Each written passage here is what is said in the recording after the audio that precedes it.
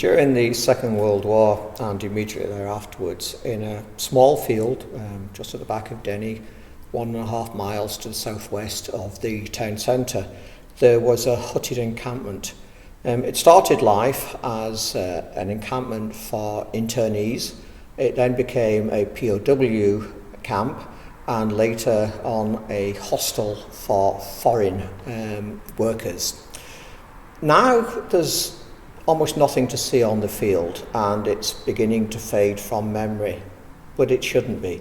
So what we're going to look at now is the story of Castle Rankine camp. On the 10th of June 1940, just as France was about to capitulate to the invading Germans, Italy joined the war, unfortunately on the side of the Germans. In Britain, people felt as though they'd been stabbed in the back at the moment of dire need. And so there was a huge upsurge in resentment against the Italian community. In Falkirk, the Italians were owners of fish and chip shops, very well known for that, and quite a number of the shops had their windows smashed as a result. The Italians, aged between 60 and 70, who were in the Falkirk district for less than 20 years, and they were first generation, were ordered to be interned. They were classified as enemy aliens, and within a few days, they were bussed from Falkirk police station to Denny, carrying very, very few possessions. The place they were going, which was to be their home for almost a year, was the field that we mentioned, which had very quickly been assembled into a camp with wooden huts and canvas tents. The war, of course, dragged on for numbers of years, and in North Africa, the campaign was rampant.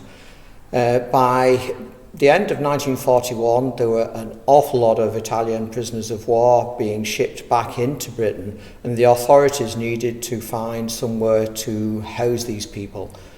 Scotland was an obvious place because it was quite a distance from the centre of the major activity, and so right at the very end of that year, it was decided to upgrade the camp at Castle Rankine into a POW camp.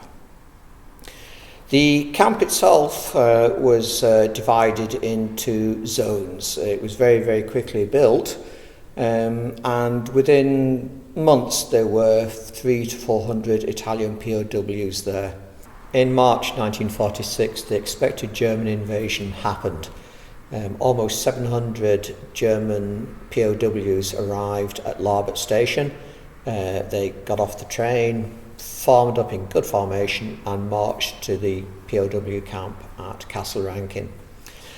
Now, of course, the sheds are completely gone. There's very little to see on the site other than green fields, but although it's fading from the memory, it should not be forgotten, because what it represents is shattered lives, reconciliation, friendship and new beginnings, and that's what we should all be thinking about.